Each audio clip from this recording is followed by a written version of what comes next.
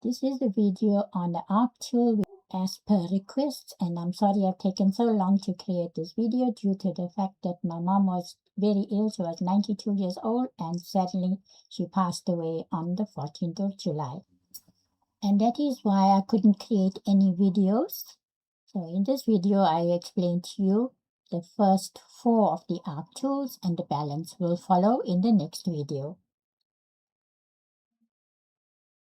The arc tool, click on the point that you would like to have the center of your arc. This is your arc tool.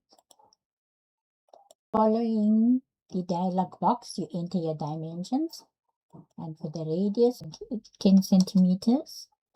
I'm using centimeters. For my first angle, I'm going to have 45 degrees.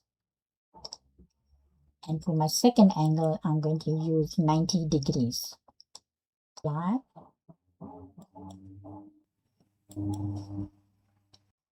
I have used direct values just to demonstrate this tool.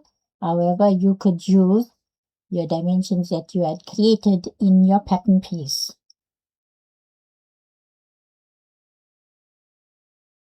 Your center point. First angle is the start of the position where you would like your curve to start. I have used 45 degrees. Other angles, like the angle between two lines, the second angle is the end position where you would like your curve to end. I have used 90 degrees. Segment of arc tool. This tool will place a point at any point along the arc. So you click the tool and you click on the arc. Select the arc and specify where you would like the point to be. So I'm going to click onto the radius of the arcs, and I'm going to divide it by 3. Divide it by 3. Press OK. Apply. And as you can see, it created the point. The point intersect arc and axis tool. This is the tool. This tool will place a point where the arc intersects with the axis. Select the arc, and this is your arc. And then the axis point. This is your axis point.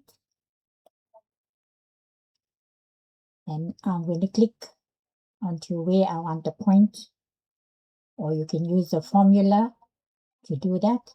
And I'm going to click a point at the end here. This is where I want the point. And when you finish, you just press enter. Okay, and there's the point that was created here. You can see I created 2 arcs, intersecting arcs. I did this quickly to avoid creating a very large video. Intersection arcs, you click on that.